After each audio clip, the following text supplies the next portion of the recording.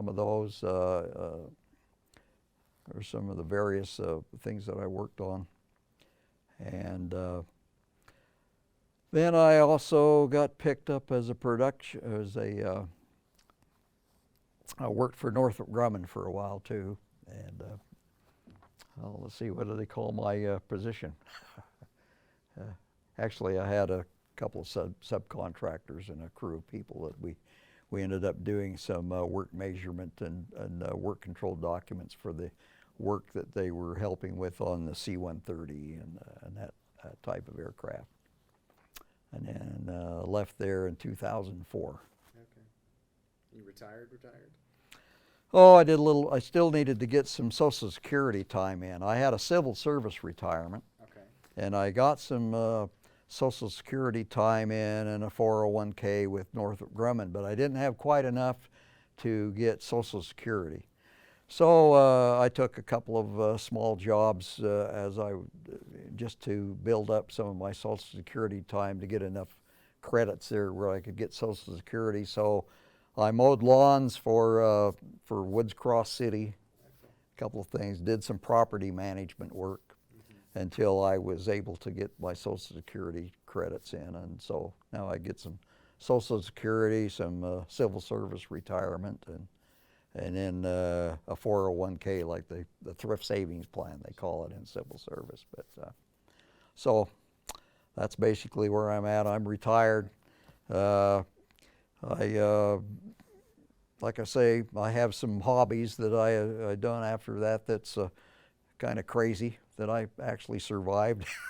and I still fly radio control aircraft and stuff right now. But after leaving the service, when I was in Yuma, I got into the dirt bike motorcycle stuff, and so I came back home and I did some motocross racing with dirt bikes, motocross racing, got quite a few trophies doing that. Did some flat track races with motorcycles. Retired from motorcycle racing, then went into hang gliding. Flew hang gliders for a few years, pointed them out and used to fly hang gliders off Francis Peak, that sort of thing. Did some ultralight aircraft piloting. I took, I didn't actually get a pilot certificate, but I took a little bit of schooling there with the Cessna 172, flew that a little bit, didn't pursue getting a pilot license, too expensive. Scuba diving, lots of scuba diving, that sort of thing. Some of those kind of hobbies, and basically into radio control aircraft right now. Okay. Did you join any veterans organizations? Oh yeah. I have a membership to the Veterans of Foreign Wars, the VFW. Although I don't do an awful lot with those folks, seems like I'm not much of a drinker. And it seems like a lot of those guys like to mostly party and go to the lodge and booze it up, that sort of thing, so I wasn't quite into that. But I do have a membership. And then I joined the American Legion. When I first joined the American Legion, I was assigned to a post in Salt Lake that is just kind of a general post.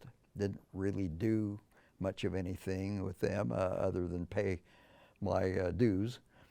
But then the Farmington post here, Post 27 Farmington, I got a call from them one day and said, why don't you come and transfer up to our post and come do some stuff with Post 27 in Farmington. So I currently do stuff with the American Legion there. We've, in fact, when you were at Boy State, I believe I was up there helping out with Boy State activities.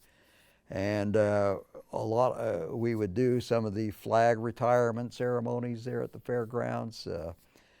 One of the primary things that I'm involved in is we do military funeral honors, where we go out and do honor guard ceremonies for veterans' funerals, things like that. And it's kind of rewarding to see the families honor their loved ones that pass away, and for them to give them an honorable send-off with a nice ceremony. So I'm currently doing that. I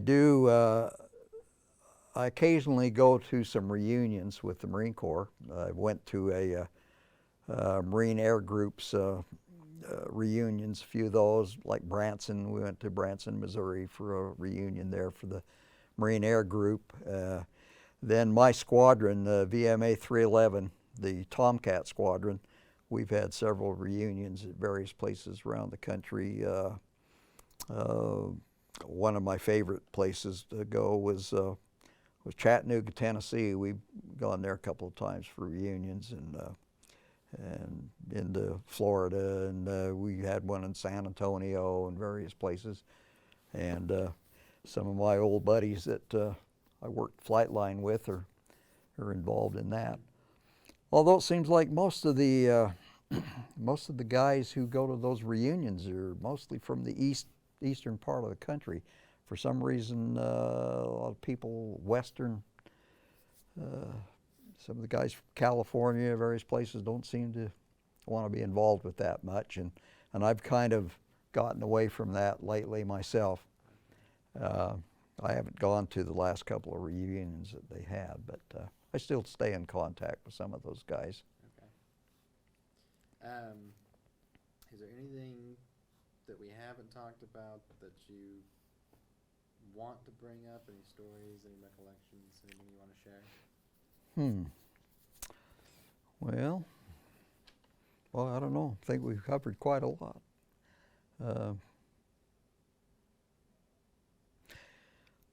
Well, I might mention that thinking back over the whole experience, I don't regret joining the Marine Corps. I probably fared a lot better than some of my my fellow Marines. I know a lot of them never made it out. In fact, a lot of the guys that I trained in the infantry training regiment, you know, I used to think, in fact, a lot of times during the training, sometimes the trainers would say, "You don't square away, you're not coming back. You're going to die." And sometimes I wonder about how many of them actually were killed. Yeah, it's kind of hard to think about.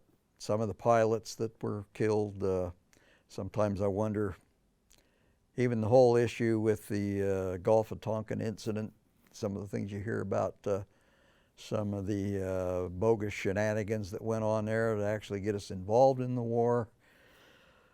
While I was there, I never ever thought that we'd actually lose the war. I guess it wasn't a complete loss.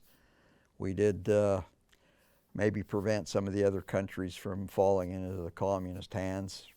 Although afterwards there were millions of people, Laos, Cambodia, some of those other people that, the killing fields in Cambodia, millions that were killed by the communists. Taiwan is now in jeopardy from the Chinese. Some of it kind of hurts my heart to think about some of that. Some of the things that happened, like with Afghanistan, how that turned out, I was always thinking during some of those escapades in Iraq, Afghanistan, I said, they're making a lot of the same mistakes that they made with Vietnam. It's going to turn out the same way. And unfortunately, it looks like it has. And I think about a lot of those guys that, I don't know, was their life wasted? I don't know, it's kind of hard to think about that. Getting emotional. And I'm seeing a lot of things happening in the country now that just hurts my heart. Tissues if you need. Geez, I'm sorry. No, it's all good. Marine's not supposed to do that. But I hope things turn out for the best here in the future. Sometimes I wonder. And as far as do I want my grandson to follow on and participate in military activity? At this point, I don't think so. I don't know if I'd, maybe things might change in the future. I know that we have to have people that's willing to serve. But do they need to serve going to foreign wars when we need so much help for our own country, or defense of our own country, where we get off in these foreign escapades where